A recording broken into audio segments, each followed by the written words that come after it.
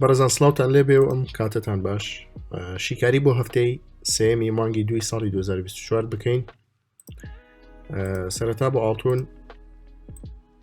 ئێمە بۆم هەفتەیە لە بەردەم زۆنێکی بەهێز داین کە زۆنەکە لە ئاستی 2015 دەست پێ دەکات بۆ ئاستی 2020.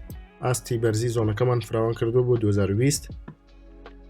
ئەم زۆنە لە ڕووی تەکنیکیەوە دەتوانێت سیناریۆکانی دابەزین دووبارە بەهێز کاتەوە و یەکەم تارگێتی دابەزینیش لێرەوە گەڕانەوە دەبێت بۆ ئاستی 2023 واتە یەکەم تارگێتی دابەزین لەم زۆنەوە ئاستی 2023 دەبێت کە ئێمە لێرە دەتوانین ئەو مامەڵەی کە ئێستا هەمانەوە کراوەیە بڕیاری داخستنەوەی بدەین. ئەگەر ئێمە دیقەتێکی وەیڤەکانی ئاڵتون بدەین دەبینین هەموو ترێندە بەهێزەکانی ئاراستەی بازار شکاوە برە خوارەوە بە تەواوەتی داون ترێندە و سیناریۆکانی دوورمەودای دابەزینی ئاڵتون هێشتا بەهێزن. ئەگەر بێت و ئەم زۆنە بشکێت بۆ ئەم هەفتەیە واتە ئاستی 2020 بشکێت بەرەو سەرەوە بە کاندڵێکی 4 کاتژمێری ڕەنگە بەرزبوونەوە بەردەوام بێت بۆ ئاستی 2034. ئاستی 2034 بۆ ئێمە زۆر گرنگە بەرەزان. ئەگەر بێت و ئەم هەفتەیە بازار لە سەروی ئاستی 2034 دا بخرێت واتە کاندڵی هەفتانە لە سەروی ئاستی 2034 دا بخات دەتوانین بڵین کە سیناریۆ دوورمەودەکانی دابەزینی ئاڵتون لاواز دەبن و ئەگەرەکانی گەیشتن بۆ دووبارە گەڕانەوە بۆ ئاستی 2065 دروست دەبن. بۆیە ئاستی 2034 دەکەینە پێوەەر بۆ دیاریکردنی ئاراستەی دوورمەودای ئاڵتون. ئەبێت ئێمە زۆر چاومان لەسەر 2034 بەگشتیتان نرخ لە خوار 2034 بێت ئاراستە هێشتا دابەزینە ئەم بەرزبوونانەی کە دەیکات بە ڕیتێست و جوڵەیەکی خۆڕاستکردنەوە حسابی لەسەر دەکرێت.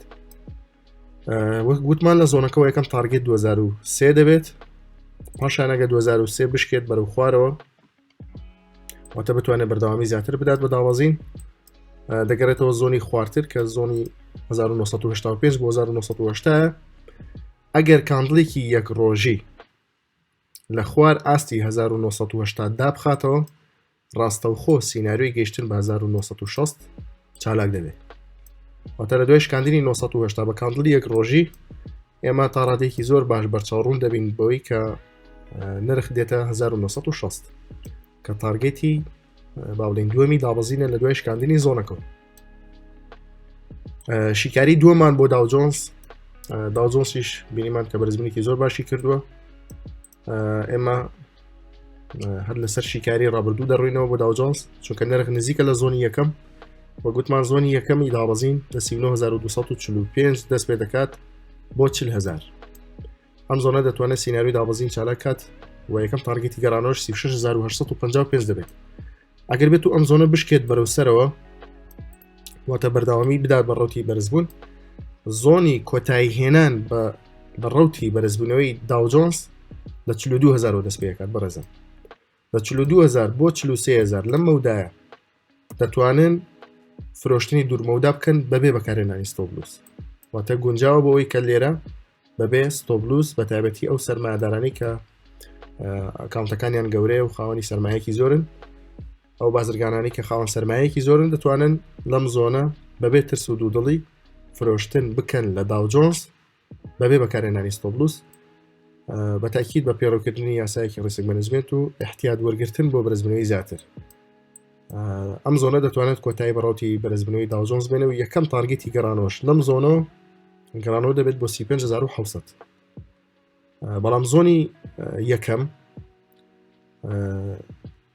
هێشتا بەوازەحی دیار نییە ئەبێت نرخ بچێتە ئەوێ ئەنج ئەو کاتە سیناریۆکان بە تاوەتی چالاک دەبن یاخود ئاماژەکانی دابەزینی دوورمەودا چالاک دەبن.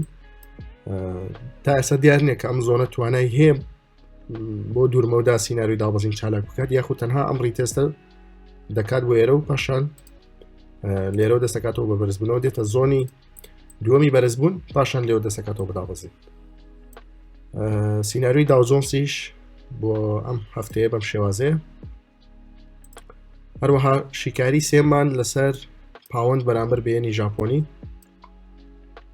پاوەند بەرەزان نزیک دەبێتەوە لە زۆنێکی زۆر بەهێزی دابەزین کە ئەم زۆنە لە ماوەکانی ڕابردوودا باسمان کردبوو. لە 1993 دەست پێ دەکات بۆ 1998 مەودای زۆنەکە فراوانە، بەڵام لەبەرەوەی نرخ زۆر بەرز بۆتەوە چۆتە زۆنێکی یەک هەفتەیی و یەک مانگی کە ئەم زۆنە لەسەر ئاستی یەک مانگی دەبێت حسابی لەسەرکەین. لە ساڵی 2015 نرخ نەگەشتوتە ئەم ناوچەیە. 2015 پاوەنیان لەم ناوچەیەدا بووە کە بینیمان دابەزینێکی زۆر بەرچاو و فراوانی دەست پێ کردووە.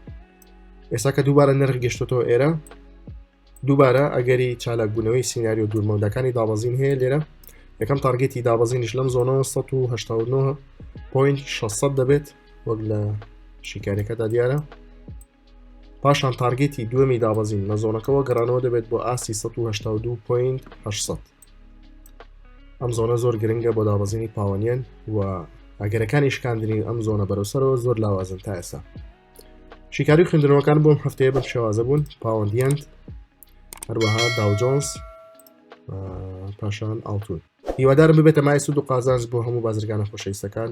لە ئەگەری هەر ئەپدەیت و نوێبوونەوەیەکی هەرێک لەم شیکاریانە لە گروپی سمارت ترێدەر گۆڵد لە تەلێگرام ئاماژەی پێدەین. هەفتەیەکی پڕ لە قازانج و خۆشی بەڕێکردن ئینشاڵڵا. بمێنن بەخێر.